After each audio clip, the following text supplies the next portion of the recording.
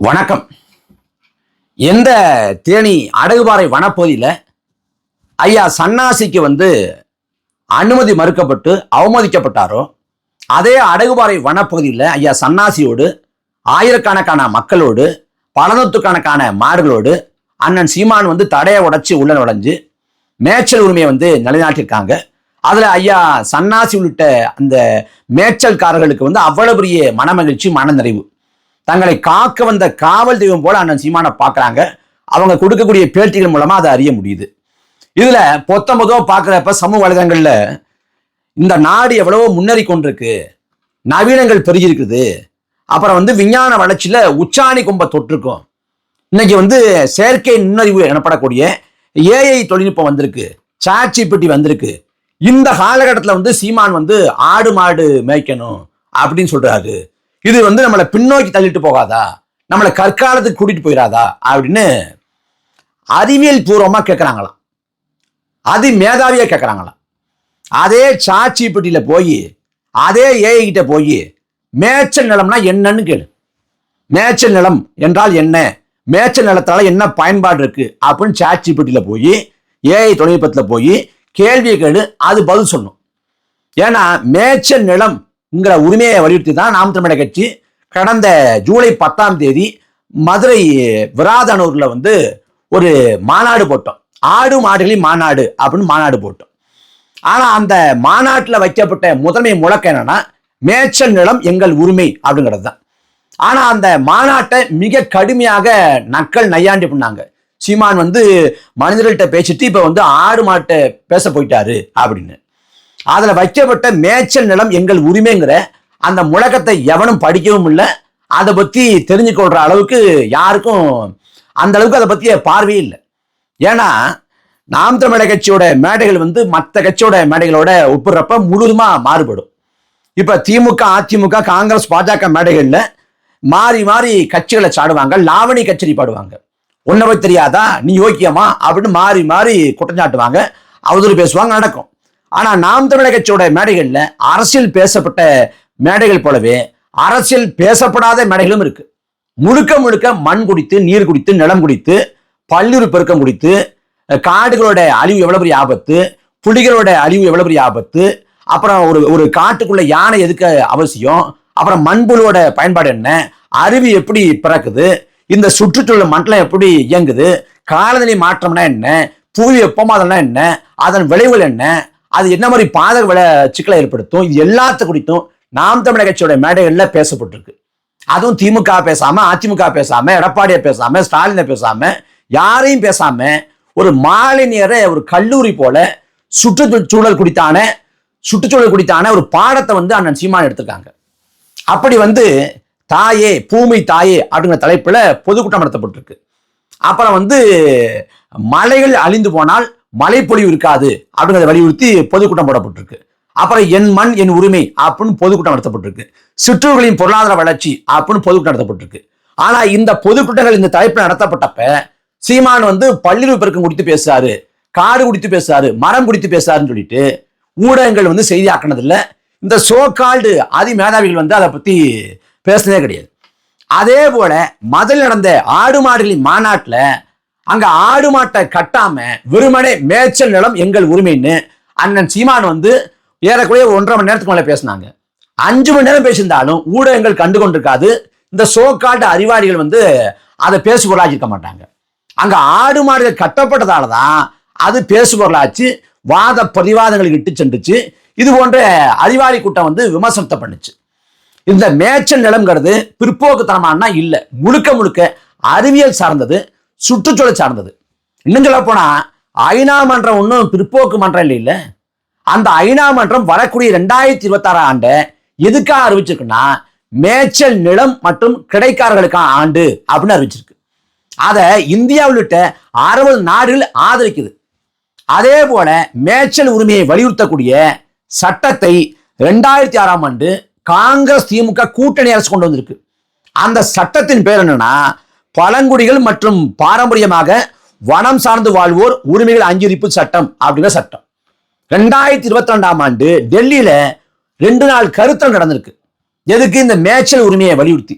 அந்த கருத்தரங்குல இந்தியா முழுக்க 20க்கும் மேற்பட்ட மாநிலங்களை சேர்ந்த ஆளுமைகள் பங்கேற்றுக்கிறாங்க.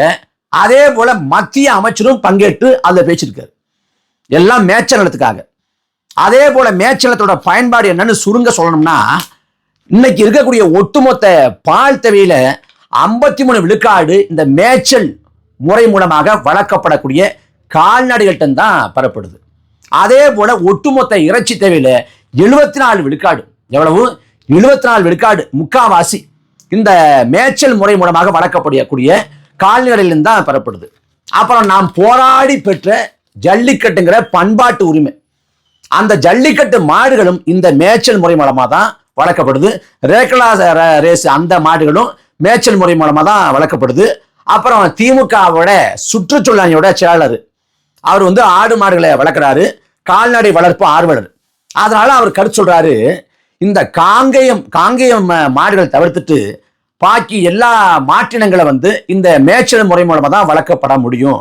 அப்படி இந்த மேய்ச்சல் முறை அழிஞ்சா, இந்த மேய்ச்சல் நிலங்கள் அழிஞ்சா பல நாட்டினங்கள் அழிஞ்சு போகும், நாட்டு மாற்றினங்கள் அழிஞ்சு போகும் அப்படிங்கிறது யாரு? திமுகவோட கார்த்திகேய சிவசேனாதிபதி.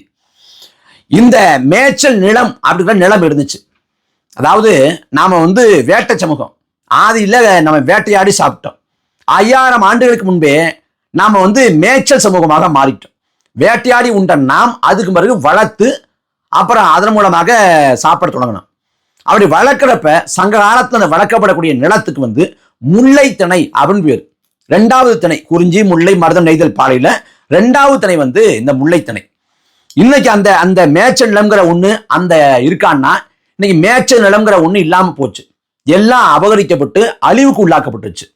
அதே போல காட்டுக்குள்ள போய் இந்த ஆடு மாட்டை வந்து மேய்க்கிறதுக்கும் அரசு சட்டம் போட்டு தடுக்குது. நீதிமன்ற தீர்ப்பு வந்துச்சுன்னா கூட அரசு நினைச்சா மேல்முறையீடு செஞ்சு அதை தகர்த்திருக்க முடியும். ஆனா அதை அப்படியே விட்டுருச்சு. காட்டுக்குள்ள போய் நம்ம வந்து ஆடு மாட்டை வந்து வளர்க்கக்கூடாது. காட்டுக்குள்ள ஆடு மாடு போனா என்ன, மரங்களை ஒட்டுமொத்தமா தின்றுமா, அது இல்ல அடிச்சு விட்டுருமா? அங்க போய் புற்களை தான் மேயும். புற்களை வந்து நுனிப்பகுதியில் தான் மேயும். அந்த நுனிப்பகுதியில் மேய்வதன் மூலமாக அந்த புற்கள் வந்து திரும்ப வளர்ந்துடும். அதை தாண்டி கார்பனை உள்வாங்கி கொண்டு ஆக்சிஜனை வெளியிடும். இதன் மூலமாக அந்த சுற்றுச்சூழல் சமநிலையை உருவாக்கும். இந்த இந்த காட்டுக்குள்ள போய் இந்த ஆடு மாடுகள் போய் அங்க வந்து சாணத்தை போடுறதால அந்த மண் வந்து இன்னும் வளமாகும். அது இன்னும் வந்து காடை வந்து செழிக்கத்தான் செய்யும். அதுல பல்லுயிர் பெருக்கம் உருவாகும். இப்படி எப்படி பார்த்தாலும் இந்த காட்டுக்குள்ள போய் இந்த ஆடு மாடுகளை வந்து வளர்க்கறதாலவும் மேய்ச்சல் நிலத்துக்கு வந்து ஆடு மாடுகளை வந்து பயன்படுத்துறதாலவும் நாம வந்து லாபத்தை தான் அடைகிறோம். ஆனா இன்னைக்கு மேய்ச்சல் முறை அப்படிங்கிற முறை இல்லாம, மேய்ச்சல் நிலம்ங்கிற நிலம் இல்லாம அழிவுக்கு உள்ளாக்கப்படுது. அந்த பேராபத்தை உணர்ந்து மேய்ச்சல் நிலங்கள் மீட்கப்பட வேண்டும். அப்ப மேய்ச்சல் நில உரிமை வேணும். குறிப்பா காட்டுக்குள்ள போய் இங்க வந்து ஆடு மாட்டை வளர்ப்பதுக்கு தடை போடக்கூடாதுங்கிறோம். ஏன்னா இன்னைக்கு காடுகளை அழிக்கிறான், காடுகளை அழிச்சு கொண்டிருக்கான். மலைகளை தகர்த்து கனிம வளங்களா ஏத்தி மற்ற மாநிலங்களுக்கு சட்டவிரோதமா போய் விற்பனை பண்றான். அப்புறம் ஆறுகள்ல மண்ணை கொள்ளடிக்கிறான். அப்புறம் இங்க தாமிரபரணி ஆற்றிலேயே வந்து இங்க பன்னாட்டு குளிர்பான நிறுவனங்கள் வந்து நீரை உறிஞ்சுது. இது எல்லாமே நடக்குது. இது எதுக்குமே அரசு சட்டம் வந்து தடை போடுறது இல்லை. ஆனா காட்டுக்குள்ள போய் இந்த ஆடும் மாடும் போய் அது வந்து புல்ல மேயறதுல பெரிய சிக்கல் வந்துருது. இந்த பல்லுயிர் பெருக்கமே அழிஞ்சு போகுது, சுற்றுச்சூழல் மண்டலமே கெட்டு போகுது என்பது போல இங்க ஒரு தோட்டத்தை ஏற்படுத்துறாங்க. அப்ப பேசப்படாம இருக்கக்கூடிய இந்த மேய்ச்சல் நில உரிமை வலியுறுத்தி தான் நாம் தமிழக கட்சி ஆடு மாடுகளின் மாநாட்டை போட்டுச்சு. அதே போல அண்ணன் சீமான் வந்து இன்னைக்கு தடையை மீறி போய் அந்த மேய்ச்சல் உரிமையை நிலைநாட்டியிருக்காங்க. இதான் அடிப்படை புரிதல். இந்த மேய்ச்சல் உரிமை அப்படின்னா என்ன, மேய்ச்சல் நிலம்னா என்னன்னா, தமிழ்நாட்டில் இருக்கக்கூடிய இன்னைக்கு பல அரசியல் கட்சிகளின் தலைவர் பெருமக்களுக்கு அப்படின்னா என்னென்ன தெரியாது. இன்னும் சொல்ல போனா பொதுமக்களுக்கு இந்த மேய்ச்சல் நிலம்னா என்னன்னு தெரியாது. அப்ப அந்த சமயத்துல அதை வலியுறுத்தி அண்ணன் சீமான் காட்டுக்குள்ள போய் அந்த உரிமையை நிலைநாட்டி கொண்டு வந்திருக்காங்க. இன்னைக்கு வீட்டை விட்டே பல தலைவர் பெருமக்கள் வெளில வர மாட்டேங்கிறாங்க. ஒர்க் ஃப்ரம் ஹோம் பாலிடிக்ஸ் தான் பண்றாங்க. ஆனா அண்ணன் சீமான் காட்டுக்குள்ள போயிருக்காங்க. தடையை உடைச்சு உள்ள போய் அந்த உரிமையை வந்து நிலைநாட்டியிருக்காங்க. இதுல பல பேர், அதாவது சீமான் வந்து தேவையில்லாத வேலை பார்க்கிறாரு, சீமான் வந்து மனு தர்மத்தை ஆதரிக்கிறாரு, வர்ணாசிரமத்தை வந்து ஏத்துக்கிட்டாரு, அவர் வந்து ஆடு மாடு வளர்ப்பு அப்படின்னு ஆடு மாடு மேய்க்க சொல்றது மூலமா அவர் படிக்க வேண்டாம், எல்லாரும் ஆடு மாடு மேய்க்க போங்க அப்படின்னு சொல்றாருன்னு நாம ஒன்று சொன்னோம்னா அவன் ஒன்று புரிஞ்சுக்குவான். நாம கருத்துக்கும் நம்மளோட செயல்பாட்டுக்கும் நம்ம நிலைப்பாட்டுக்கும் நாம் பொறுப்பாக முடியும். ஆனா யாரோட கற்பனை திறனுக்கும் சிந்தனை ஓட்டத்துக்கும் புரிதல் கோளாறுக்கும் நாம் பொறுப்பேற்க முடியாது. நாம் தமிழர் கட்சி படிக்க வேண்டாம் அப்படின்னு யாராவது சொல்லிச்சேன்? நாம தான் வெளிப்படைய அந்த வரைவறிக்கையிலே கொடுத்துட்டோமே.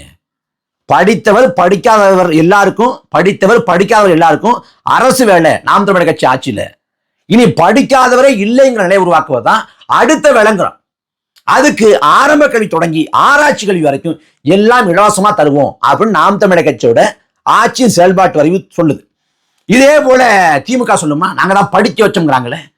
கல்வியில வந்து இங்க திமுக அரசு வந்து தமிழ்நாட்டை தண்ணீர் பெற வச்சுச்சா? இன்னைக்கும் கல்வி கடன் வாங்கி தான் படிக்கிறேன். திமுகவோட மாநாட்டு வாசல்ல ஒரு திமுக தொண்டை கையில உண்டியலையும் ஒரு கையில கை பதாகை வச்சு நிற்கிறேன்.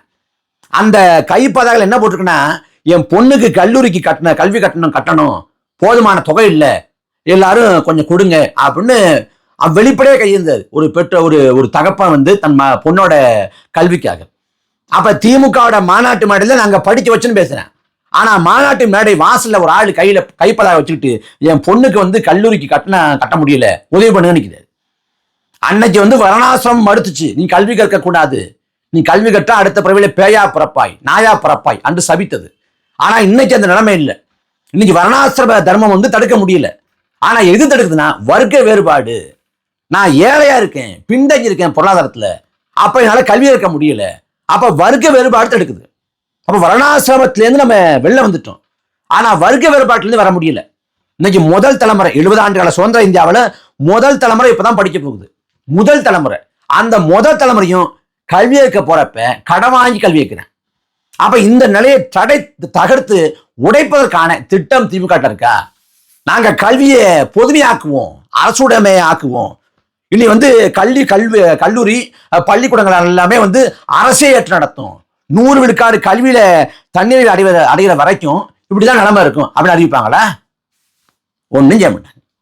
ஆனா நாம சொல்லாத ஒன்ன சொன்னதா பரப்புவாங்க. இல்ல சீமான் குலத்தொழில வலித்தாரு, இல்ல வந்து அதனாலதான் அவர் வந்து கல் இறக்க போறாரு. கல்லுக்கு தமிழ்நாட்டில் எதுக்கு தடை?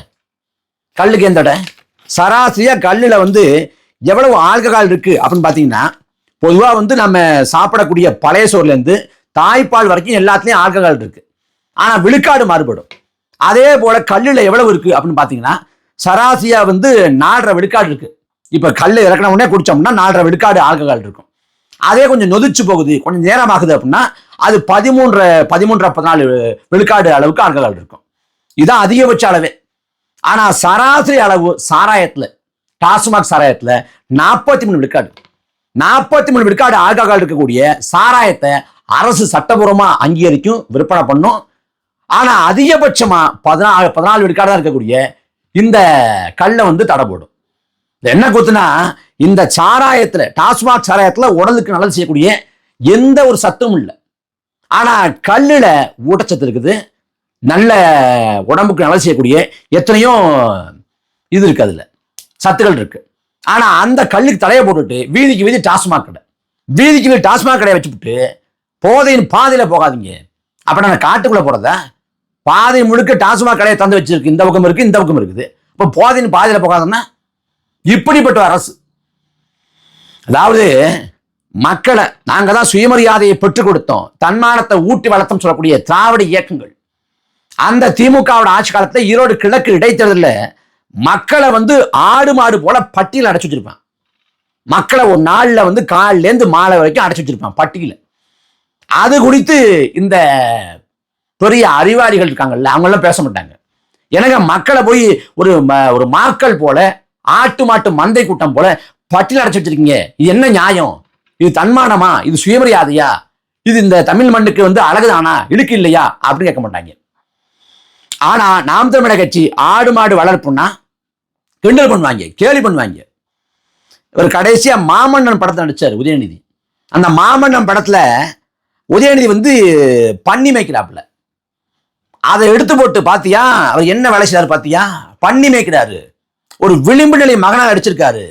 பன்னி மேய்க்கிறத சொல்லி நம்ம இழிவானைக்க கூடாது அப்படின்னு எவன் இணையதளத்துல எழுதுனானோ அவன் தான் சொல்றான். ஆடு மாடு வளர்ப்பு வந்து தப்பு, இவர் வந்து பின்னோக்கி இழுத்துட்டு போறாரு, இவர் வந்து பிற்போக்குவாதியா செயல்படுறாரு அப்படின்னு. திமுக வந்து வாக்குச்சாவடி மோவர் கூட்டம் எங்க கள்ளக்குறிச்சியில, அங்க திமுக எம்எல்ஏ வந்து அந்த வாக்குச்சாவடி மோர கூட்டம் முடிஞ்ச உடனே சாப்பாடு போடுறாரு. சாப்பாடு அந்த பந்தியில எல்லாரும் இலைக்கு முடி ஒரு ஒரு பீர் இருக்கு, பீர் வைக்கப்பட்டிருக்கு. அந்த காட்சி வெளியாகுது. இது வரைக்கும் காவல்துறை நடவடிக்கை எடுக்கல, கட்சி தலைமையும் கண்டிக்கல. அப்படி வாக்குச்சாவடி முகர் கூட்டத்தில் இலைக்கு முடி பீர் வைக்கிறான். அதை கண்டிக்காத பெருமக்கள் நாம் தமிழர் கட்சி கல்ல இருக்கிற பாடத்தை நடத்தினா கண்டிக்கிறாங்க.